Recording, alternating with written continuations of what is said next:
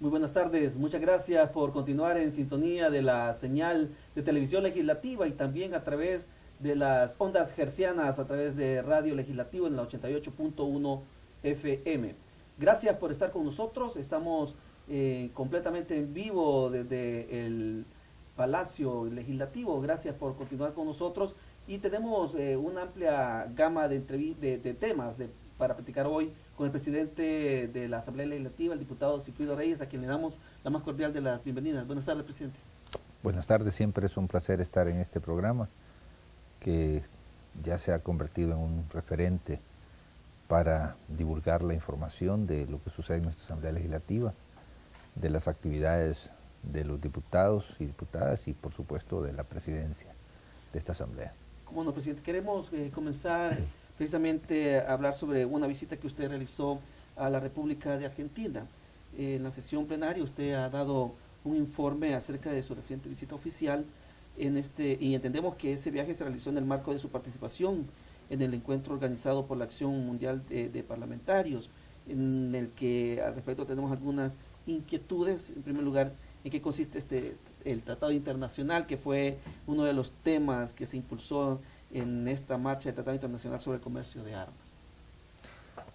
Vamos a hablar sobre eso, pero antes quiero aprovechar un minuto para enviar un saludo a todas las secretarias de nuestro país que este día celebran su día, dedicado especialmente a ellas.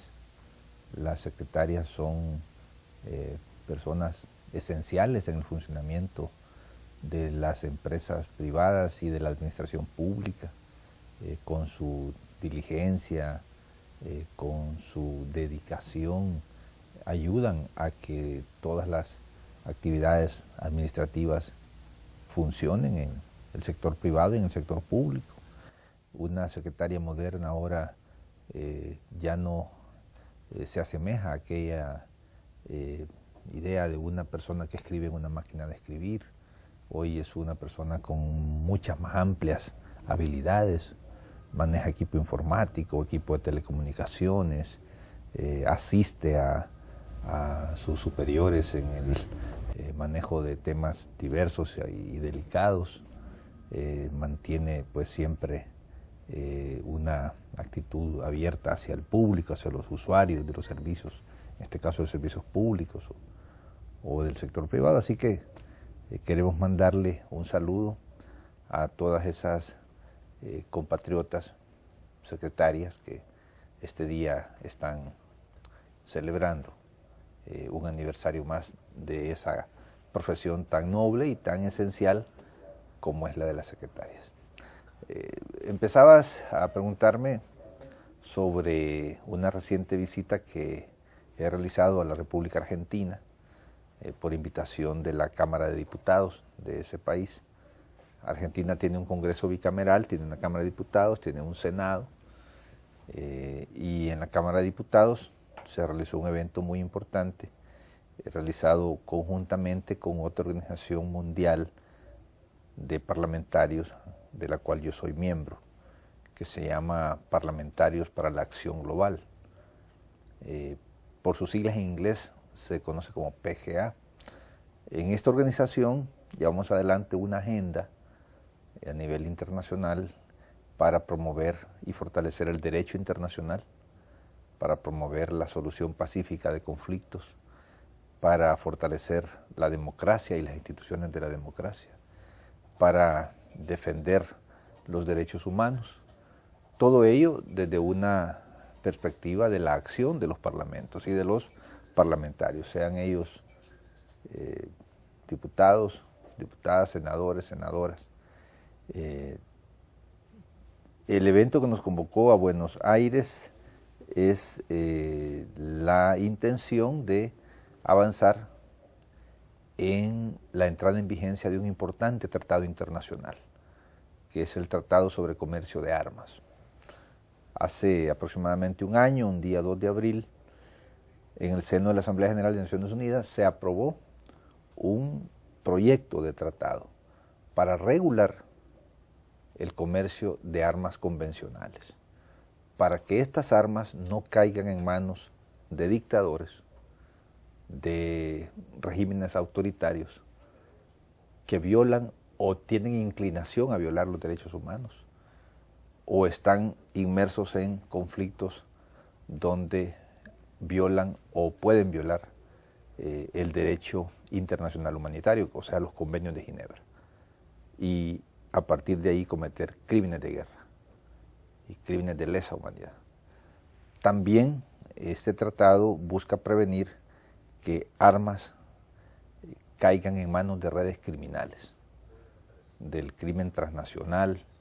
Todos sabemos que el crimen transnacional está involucrado en el comercio de armas, y aunque una arma sea producida en términos legales por un Estado, termina en manos de estas redes criminales. De hecho, de cada 8 armas que se producen en el mundo, cada año una de ellas termina en ese inframundo criminal.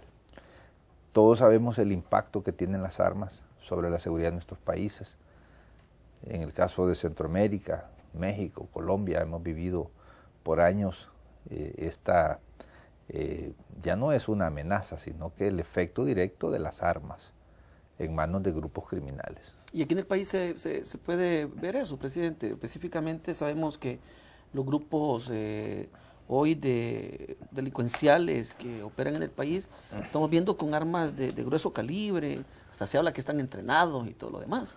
Sí, entonces, ¿cómo llegan esas armas a estos grupos? Bueno, llegan porque hay corrupción, donde gente que tiene esas armas para el manejo oficial, para un uso legítimo como sería la seguridad pública o la defensa de la soberanía nacional en algunos estados, terminan entregando esas armas a grupos criminales. Nosotros estamos sufriendo ese embate de la violencia criminal armada. También de cada 100 delitos que se cometen en América Latina, 80 se cometen con armas de fuego. Entonces, esa preocupación nos ha movido a generar una conciencia universal sobre la necesidad de restringir, controlar el comercio de armas. Y a partir de eso se firmó ese tratado. Nuestra Asamblea Legislativa ratificó ese tratado el pasado 31 de octubre y hemos sido uno de los primeros países en el hemisferio occidental en ratificar ese tratado. Hace unas 3 semanas el Ministerio de Relaciones Exteriores entregó ya el depósito de esa ratificación al Secretario General de Naciones Unidas.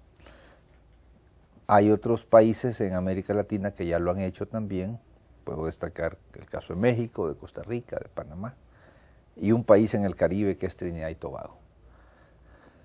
Al momento, 31 países en todo el mundo han ratificado el tratado y se espera el depósito del 50º instrumento de ratificación para que el tratado entre en vigencia. Esperamos que con la acción que estamos haciendo a nivel global, antes que termine este año, ya ese tratado esté en vigencia y pueda tener pues un impacto, un beneficio. Subrayando, por supuesto, que lo más importante en todo esto es que los países que producen y exportan armas ratifiquen el tratado. ¿Qué son los que faltan en este momento? Porque de poco nos serviría que países que no producimos armas nos sometamos a estrictas regulaciones en cuanto al comercio de armas si los países exportadores, que ya todos sabemos cuáles son, van a mantener siempre ese comercio abierto y ese comercio de muerte que nos lleva tanto luto. Imagínate que solo en América Latina, cada año, entre el año 2000 y el 2010, en promedio hubo 100.000 asesinatos. En una década, 1.000.000 de asesinatos. De ese 1.000.000 de asesinatos, 800.000 producidos con armas de fuego. Estamos hablando de una verdadera epidemia de crimen, de la cual nuestros países no están exentos. Entonces, vemos la importancia de impulsar este tratado. Eso nos llevó a esta conferencia en Buenos Aires. Hemos asumido un plan de acción. Afortunadamente, nuestro país lo ha ratificado y eso ha sido reconocido por la comunidad internacional, y pues esperamos que cada vez más países se sumen a esta regulación internacional. Presidente, obviamente, conociéndolo, entiendo que hay, además de esta reunión a la que usted nos ha explicado que ha asistido, tuvo alguna interacción con otros senadores, con diputados de Argentina.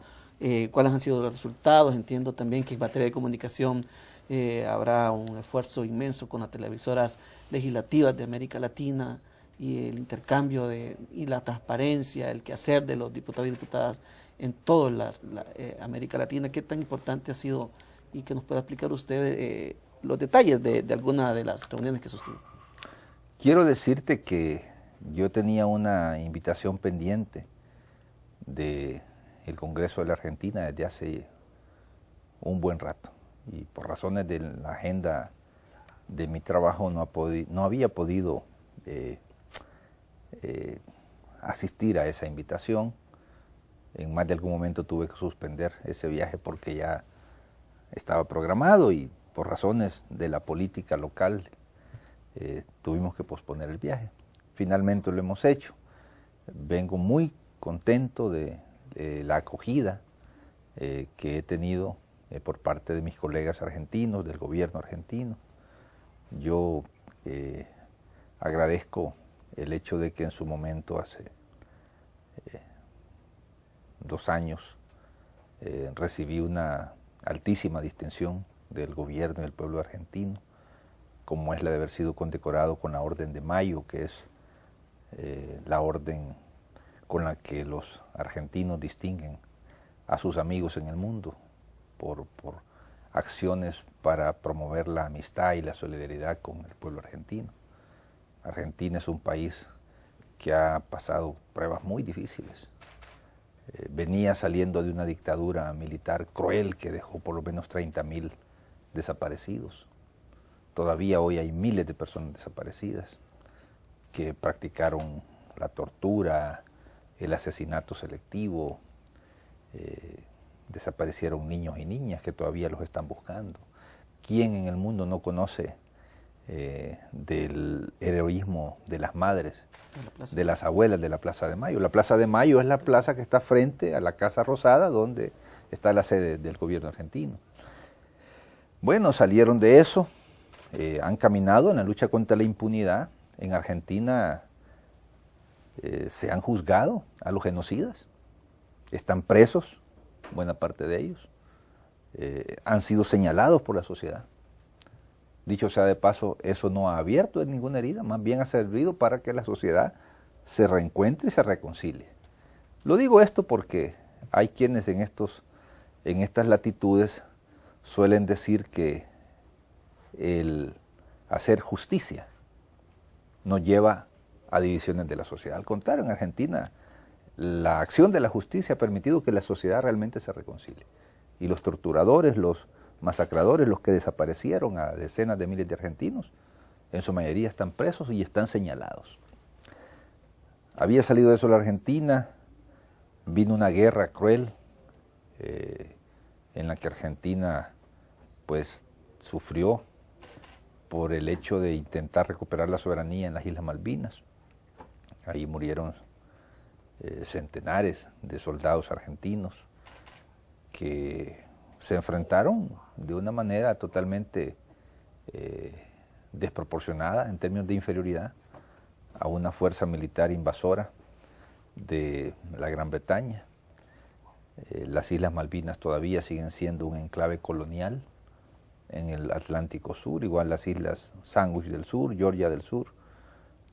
Son islas que están a unos centenares de kilómetros de la costa argentina y a miles y miles de kilómetros de Londres, pero aún así persiste ese anacronismo colonial. Siempre hemos sido solidarios con esa causa argentina de recuperar la soberanía. Restablecieron la democracia, fueron saliendo de esa noche tan oscura de la dictadura militar. Pero llegó un momento de un gobierno que abrazó de manera absoluta y sin ningún tipo de miramiento la ideología neoliberal más extremista. En aquel tiempo, estamos hablando de años 96, 97, 98, 99, 2000, Argentina fue sometida a uno de los más crueles experimentos en materia económica y social. Fueron privatizadas las empresas públicas. Argentina, que era un país con una gran fortaleza industrial, prácticamente fue abierta al mercado externo sin ningún tipo de protección. Las grandes empresas del Estado fueron vendidas. Estoy hablando de ferrocarriles, estoy hablando de la industria petrolera, estoy hablando de los puertos, de los aeropuertos, los grandes frigoríficos del Estado, en fin, vendieron todo. Cuando ya no tuvieron nada que vender, pasaron al endeudamiento y fue sometida Argentina a una espiral de endeudamiento que en un momento le llevó a tener en deuda externa el 165% de su Producto Interno Bruto. Aquí nos quieren escandalizar con que El Salvador ha superado el 50% del PIB en deuda. Pues los neoliberales llevaron a Argentina a tener casi, arriba de 160% en el PIB. Tuvieron un régimen monetario a la vez muy dogmático, donde se amarró la moneda de una forma absolutamente rígida al dólar. Prácticamente renunciaron a tener política monetaria. Estuvieron así de dolarizar la economía. En la práctica la economía estaba dolarizada, aunque circulaba el peso argentino, pero el peso estaba absolutamente amarrado al dólar. Un dólar, un peso, un peso, un dólar. De forma mecánica, sin considerar que una economía dolarizada, con esa rigidez monetaria, no tiene manera de ajustarse frente a situaciones que se dan tanto en la economía local como en la economía global. La inflación, por ejemplo, las devaluaciones de otras monedas, en fin. Todo ese modelo colapsó. Colapsó en diciembre de 2001, después de eso hubo varios gobiernos en prácticamente unas cuantas semanas, hasta que en el 2003 asume el presidente Néstor Kirchner y emprende una labor de reconstrucción de ese país, de recuperación de su soberanía, de recuperación del aparato productivo que había sido prácticamente desmantelado. Le dice no al Fondo Monetario Internacional, a los acreedores internacionales, a los que habían prácticamente saqueado a Argentina y que le exigían una sola cosa, que pagaran la deuda. El presidente Kirchner les dijo, les vamos a pagar, pero primero permítannos crecer, permítannos producir, permítannos exportar, permítannos ampliar nuestro mercado. Cuando tengamos fuerzas y estemos produciendo y estemos exportando y la agricultura vuelva a renacer y la industria vuelva a renacer, entonces vamos a pagar. Y Argentina, bajo la dirección del presidente Néstor Kirchner, asumió un programa de modernización y reconstrucción de su economía, renegociaron la deuda. Hoy en día Argentina, hay que decirlo, es un país que ha recuperado la fortaleza económica. Uno puede observar que han crecido en su calidad de vida, en su nivel de vida. Hace 10 años producían 50 millones de toneladas de alimentos, hoy producen 110 millones de toneladas de alimentos. Han restablecido la industria automotriz, la industria metalmecánica, vienen en un proceso de recuperación de las antiguas empresas privadas que fueron privatizadas, las empresas públicas que fueron privatizadas. El día que yo estaba en Buenos Aires, en la visita a la Cámara, esa Cámara de Diputados aprobó la recompra de la industria petrolera nacional, que había sido vendida a precio de vaca muerta a una empresa petrolera española, Repsol. Pues el gobierno argentino soberanamente decidió nacionalizar el 51% de esa empresa. Y negociaron con la empresa y el gobierno, la Cámara, aprobó un pago, que dicho sea de paso era menos de la mitad de lo que la empresa Repsol exigía en un primer momento, y han aceptado. En fin, Argentina viene saliendo de ese abismo, y es una gran lección para nosotros como país, y para otros países en situaciones parecidas, que nos venden recetas producto de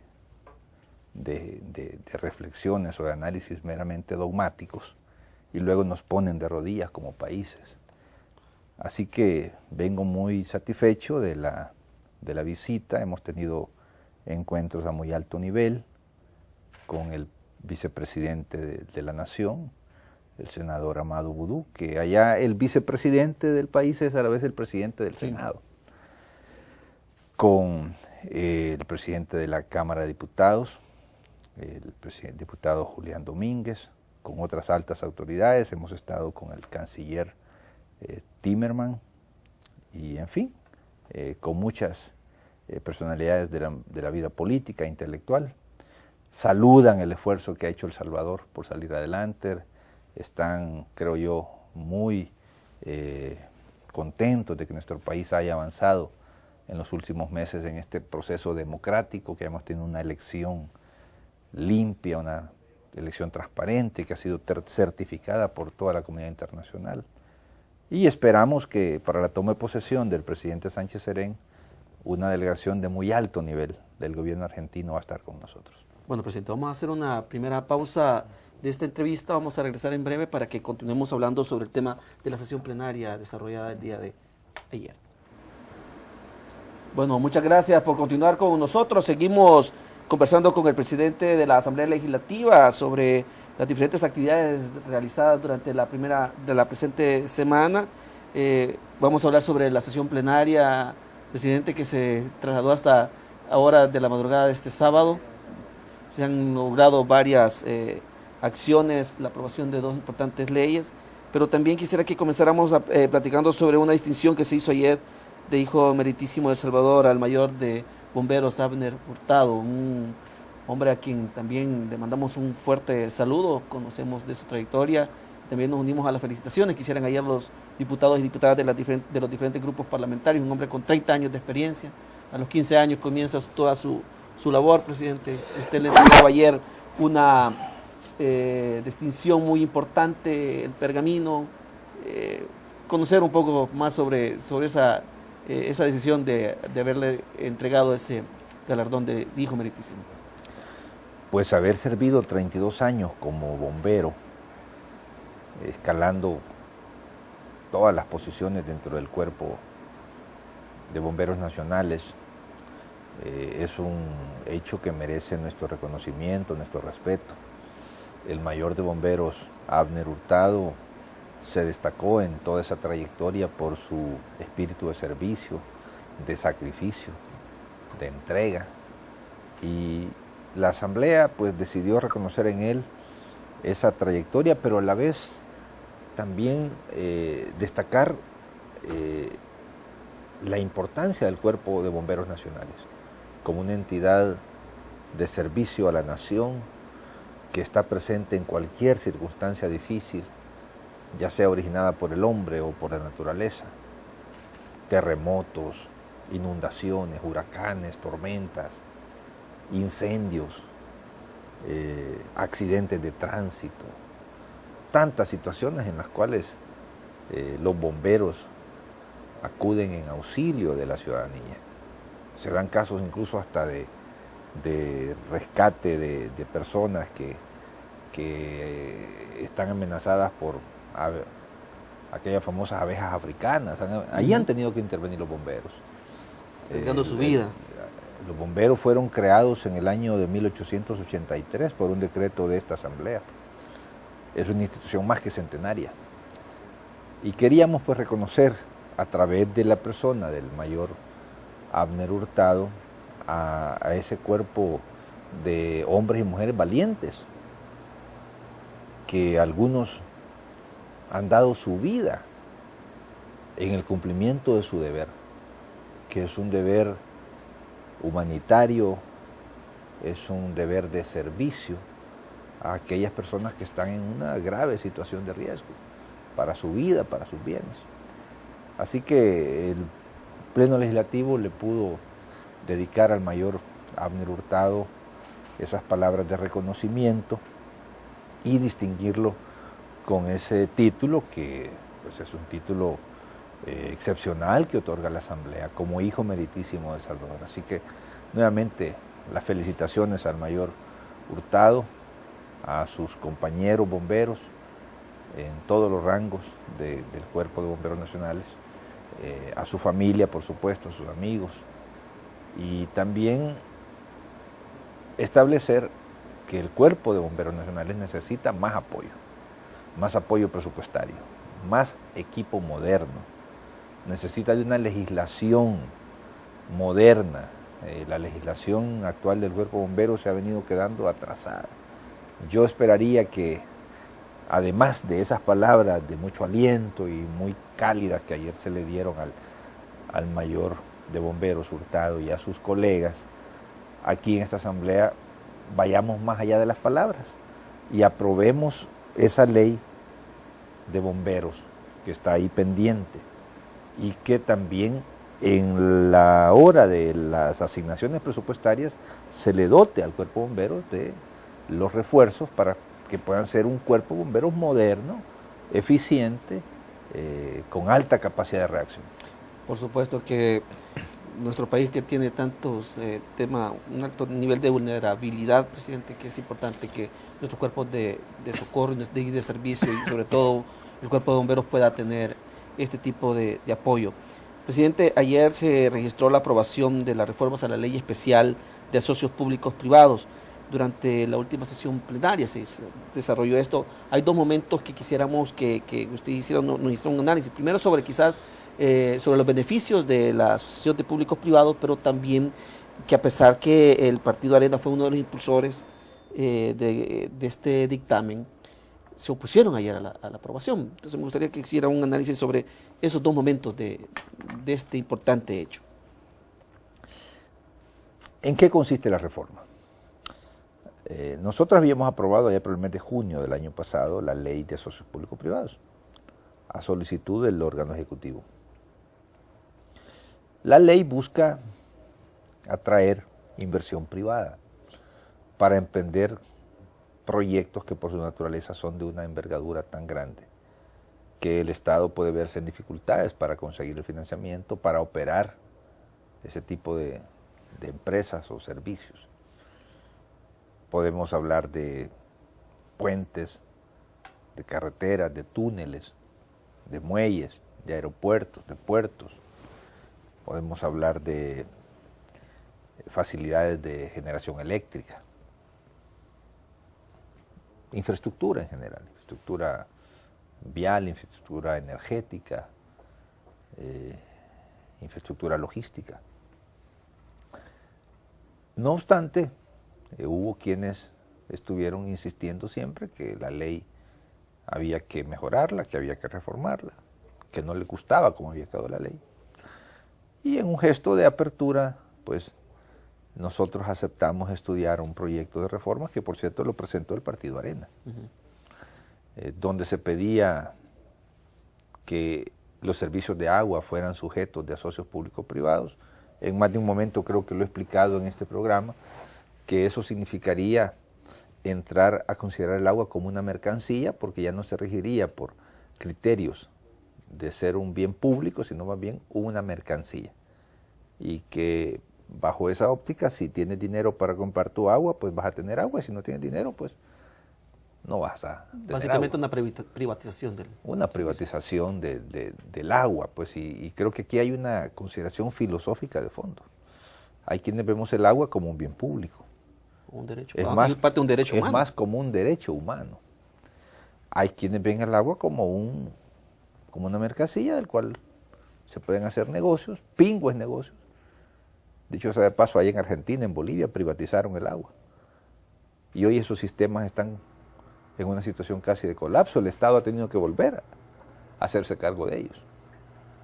Bueno, Pedían además que los proyectos de asocios público-privados no viniesen a la Asamblea para una aprobación. Pedían además que se aumentase el techo de la deuda pública que se puede comprometer en relación a estos asocios. Aunque en realidad, hay que decirlo, el propósito de los asocios es que entre inversión privada, porque se asume que el Estado o no tiene los fondos suficientes o no tiene las capacidades suficientes para emprender estas obras. Y pedían otras cosas más, incluyendo que se estableciera que Proesa, de cuyas funciones hemos hablado en un programa anterior, fuese la entidad que se encargara de todo este proceso de los asocios. La discusión la hemos tenido por varios meses. Hubo quienes categóricamente rechazamos la pretensión de incluir el agua como un área o un objeto de los asocios. Creo que la lucha valió la pena porque finalmente los proponentes de eso desistieron. Nosotros lo dijimos de una manera muy clara, el agua no puede ser parte de esa visión de asocios público-privados. En relación a los otros aspectos que se reformaron ayer, puedo mencionar básicamente tres. Primero, que se eleva el techo de la deuda que eventualmente puede asumir el Estado para entrar en esos asocios. Había quedado en la ley que el tope era el 1% del PIB anual. Eso significaría en términos actuales aproximadamente 230 millones de dólares como un techo del cual el Estado no puede pasarse para entrar en arreglos con socios privados. O sea, no puede comprometer más inversión que eso. Se modificó para que en vez del 1% se llegue hasta un 3%, lo cual equivaldría más o menos a unos 660, 680 millones de dólares como máximo por año. Otro aspecto que se modificó es que la cantidad de veces que un proyecto de asocio tiene que ser conocido y aprobado por la Asamblea se reduce a 2 veces en algunos casos y a una sola vez en otros casos. Una sola vez cuando el proyecto de asocio no involucra comprometer fondos públicos, porque puede ser simplemente una inversión 100% privada que el Estado autoriza solo requiere a través de la Asamblea. Correcto. A través de una concesión que da la Asamblea. En ese caso solo una vez.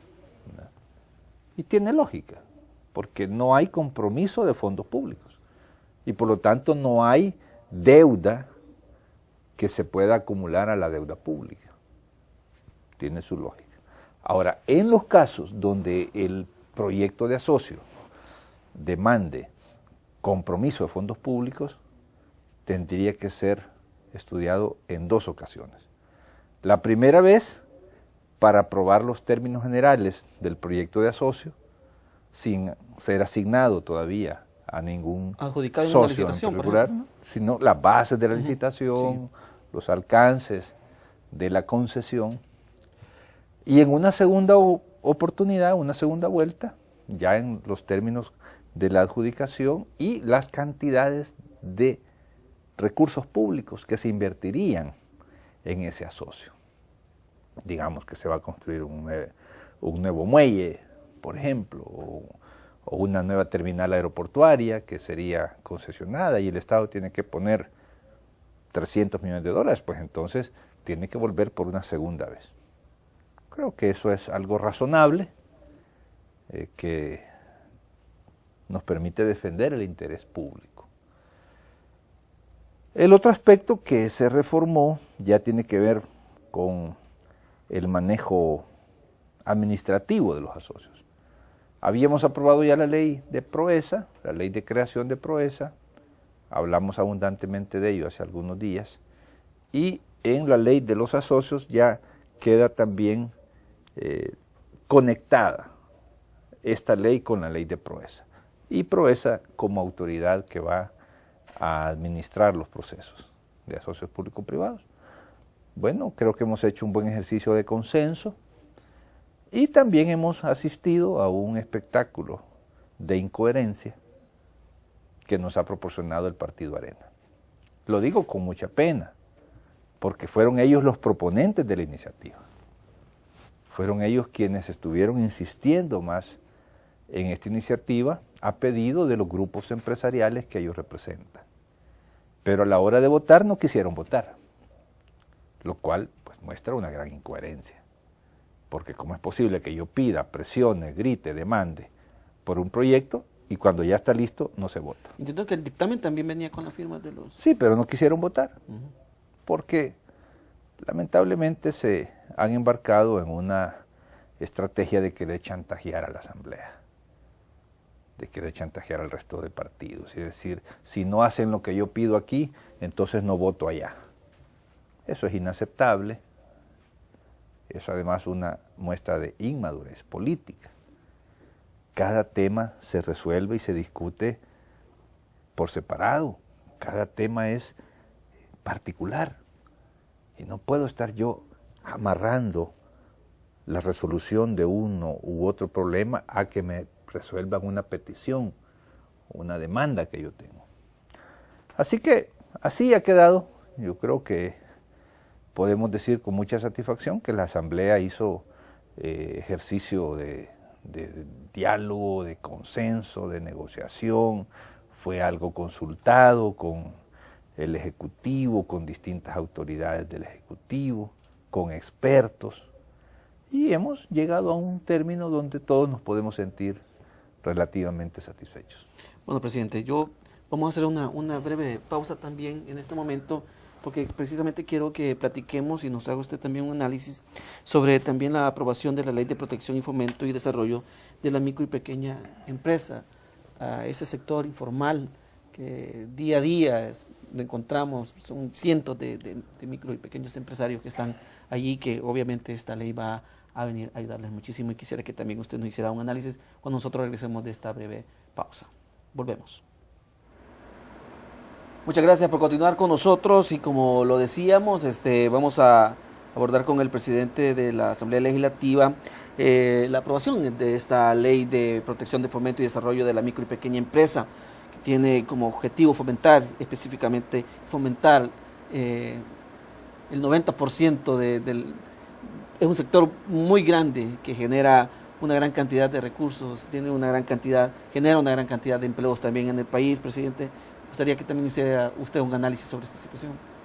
Ayer tuvimos esa oportunidad de aprobar una ley muy importante que viene a llenar un vacío que existía en nuestra legislación. Hace algunos meses yo recibí al ministro de Economía, Armando Flores, quien vino a presentarnos ese proyecto de ley para impulsar el desarrollo de las pequeñas y de las microempresas.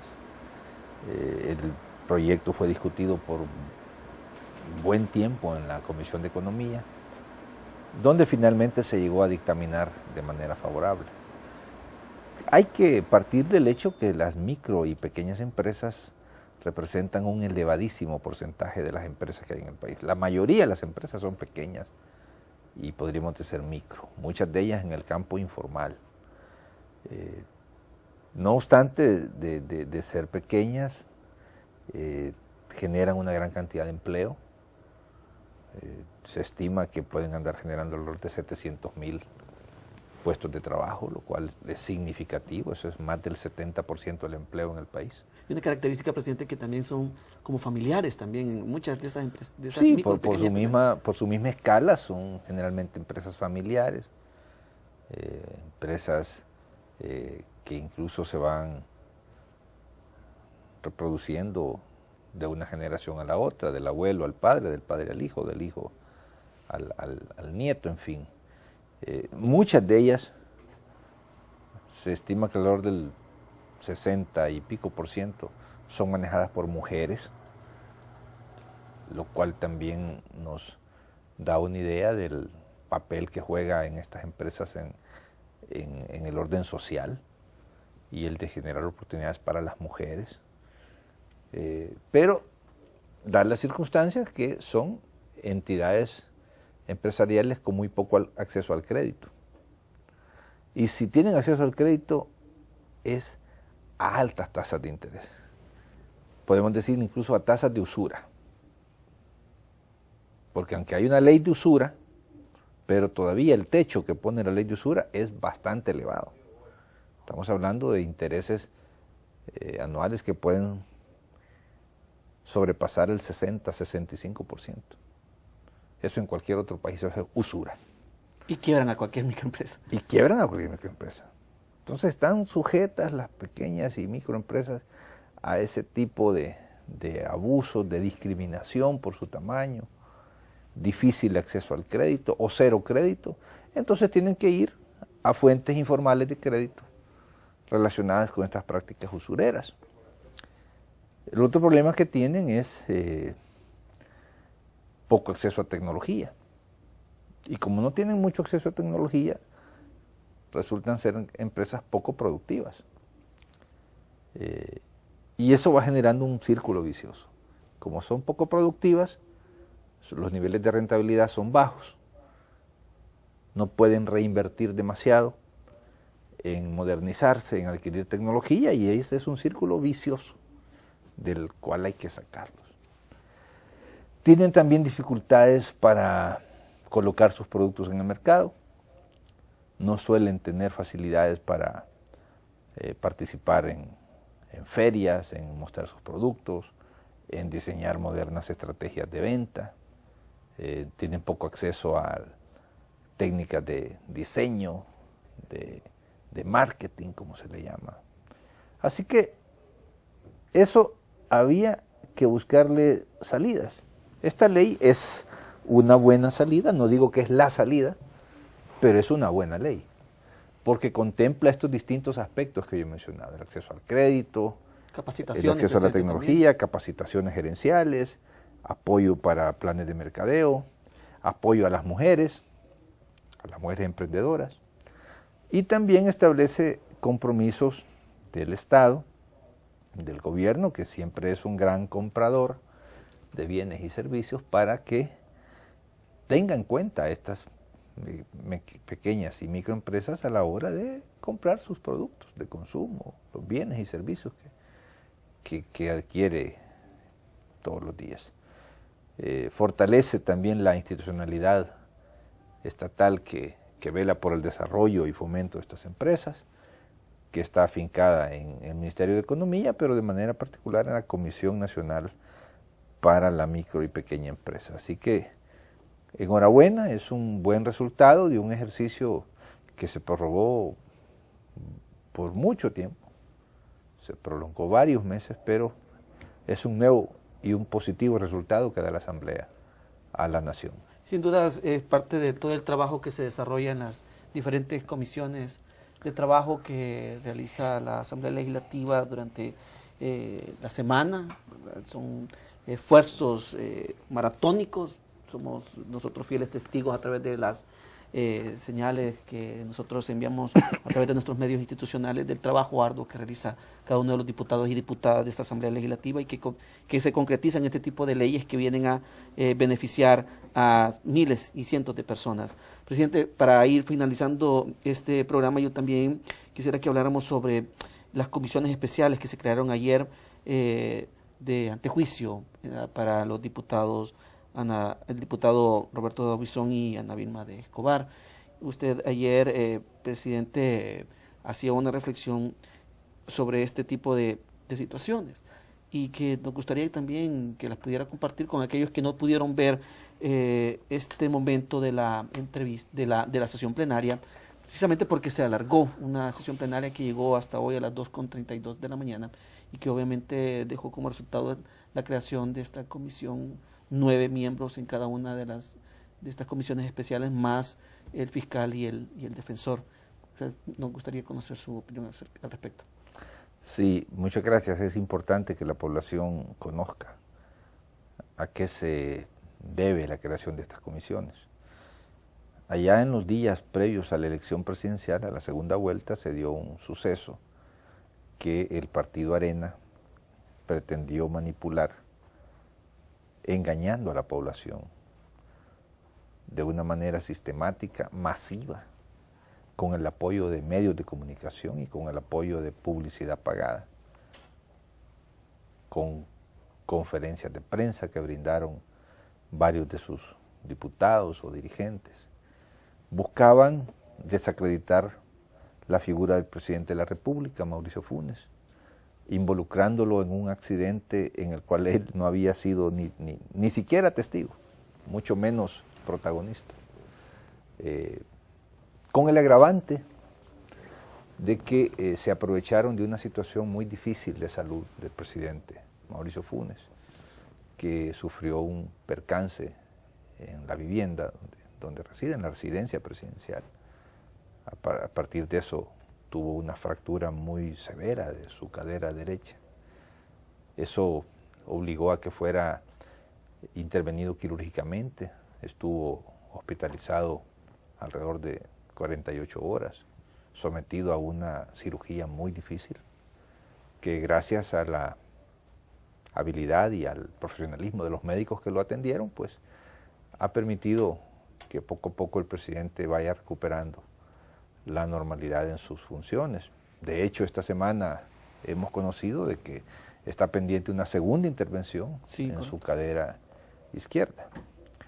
Pues imagínate cómo en circunstancias donde está de por medio la salud, y pudo haber estado incluso de por medio la vida del presidente de la República, como pudo ser de cualquier ciudadano, de Pedro López, de Juana Pérez, pero un grupo de políticos irresponsables, creyendo que por ser diputados no tienen que responder ante la ley, se dedicaron a calumniar al presidente, a difamarlo, a dañar su honor y su imagen. Puede ser que en otros países eso no sea delito, pero en El Salvador, en la República de El Salvador, bajo las leyes de El Salvador, eso es delito. Y se castiga con el Código Penal. El presidente oportunamente se defendió de esa campaña de calumnias y difamaciones, pero pensando además en sentar un precedente para el futuro, para que ningún diputado o diputada, ningún ministro, ningún funcionario, ningún magistrado abuse de su cargo y cometa delitos, presentó una denuncia ante la Asamblea Legislativa pidiendo que sea retirado el fuero parlamentario. Gracias a ese fuero, ninguno de nosotros, los diputados, podemos ser juzgados. Tiene la Asamblea que retirarnos el fuero para que pueda un juez conocer del caso. Así lo dice la Constitución. El presidente lo hizo oportunamente. Han pasado varias semanas, el caso ha estado en discusión, en conocimiento de la Comisión de Legislación y Puntos Constitucionales, que ayer presentó sus dictámenes, estableciendo que la denuncia del presidente cumple los requisitos de ley y que sí procede crear la Comisión Especial de Antejuicio. En el caso de la señora de Escobar, por el delito de difamación y calumnia, con el agravante de haberse hecho con publicidad reiterada. Y en el caso del señor Dawison, por el delito de difamación. Quizás es importante que el público conozca un poco las sutilezas de estos términos. Porque difamación es lesionar el honor de una persona atribuyéndole conductas indebidas, impropias, inmorales. Calumnia es más grave aún, porque además de todo eso le atribuye delitos.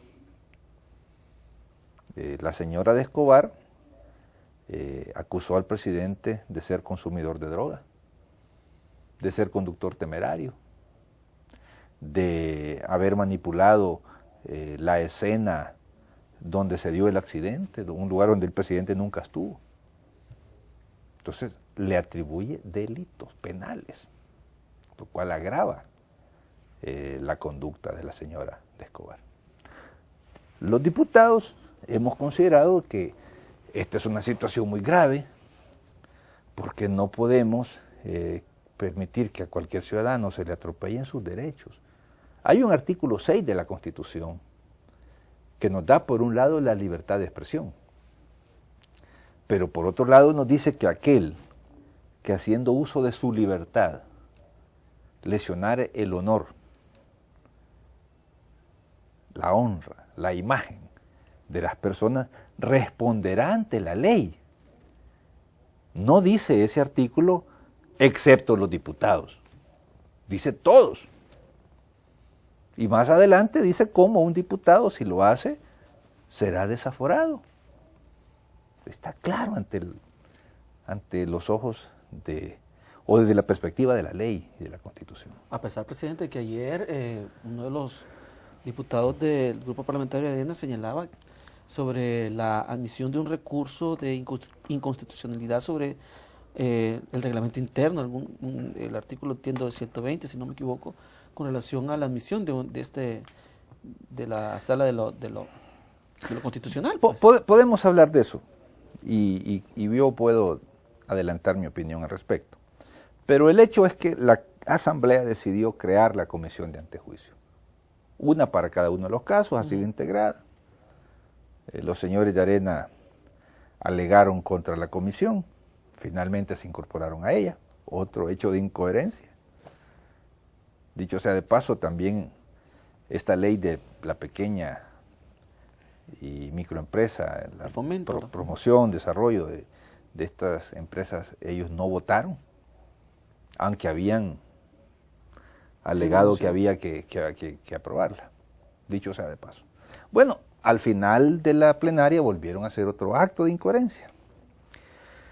Y después de oponerse a que se creara la comisión, pues se sumaron a ella. Está bien, tienen derecho. El reglamento les da derecho. Alegaron que se trata de una persecución política, falso totalmente. Estamos pretendiendo que no haya impunidad. Estamos pretendiendo que la Asamblea y los diputados sean respetados, pero que sean respetados no por tenerles miedo, sino porque demostremos que somos ciudadanos como cualquier otro, que no nos vamos a cobijar en un fuero para cometer delitos. Porque tan delito es calumniar, difamar, injuriar, como robar del erario público o asesinar. Son delitos de distinta escala, pero son delitos y están tipificados en el Código Penal. Los señores de Arena han querido presentar sus delitos como un ejercicio de la libertad de expresión. Eso es algo no solamente falso, sino que es inmoral. Han pretendido presentar este caso como una persecución política hacia ellos. Rotundamente les digo que no. Rotundamente yo creo que lo que en realidad les está persiguiendo son sus hechos y sus palabras, que están ahí grabados. Ahí están los testimonios. La Asamblea no los ha enjuiciado, ni los enjuiciará, porque no es nuestro papel. Eso lo harán los tribunales. La Asamblea simplemente está diciendo, aquí en estos casos, en esta denuncia, hay elementos para creer que se pudo cometer delito. Y hasta ahí llega el papel de la Asamblea. De ahí para allá serán los jueces, será el sistema de justicia. Y yo espero que a los jueces que conozcan este caso no les tiemble la mano. Y tampoco esperaría que los vayan a amenazar, que los vayan a coaccionar, que los vayan a presionar. Sabemos cómo en el pasado se han hecho campañas para que los jueces en vez de impartir justicia, avalen la impunidad. Lo vemos a diario, lo vemos con demasiada frecuencia, casos de corrupción, casos escandalosos, pero que al final los acusados salen libres. O la fiscalía nunca los procesa. Nunca los procesa. Podemos hablar del caso Francisco Flores, si te parece, más adelante. Pero bueno, estamos en el caso ahí está en el... de los delitos cometidos aparentemente por 2 diputados del Partido Arena. Hay otro señor del Partido Arena, de apellido Mason, que está siendo procesado normalmente en un tribunal por los mismos delitos. No tuvo que venir a la Asamblea porque no es diputado. Así que el presidente lo acusó de manera directa. Esperaría pues que el sistema de justicia funcione, siempre y cuando las comisiones de antejuicio dictaminen en su momento que hay lugar a formación de causa y se les suspende su fuero y por lo tanto se les suspende su calidad de diputados. En ese momento quedan suspendidos. Usted decía ayer que el país está convertido en un país de leyes.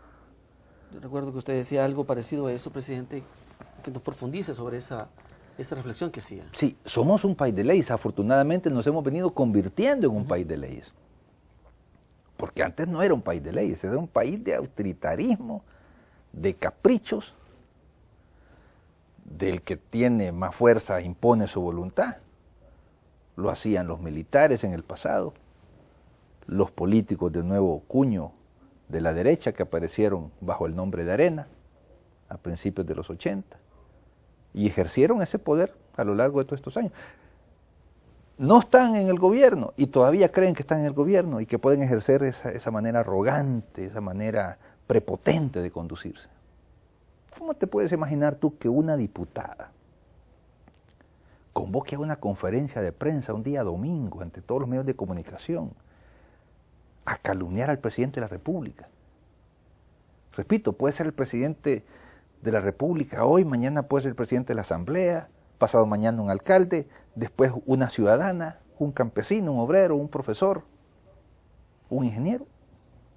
Si lo pueden hacer con la figura política de mayor rango en el Estado salvadoreño, ¿qué no harán con una persona humilde?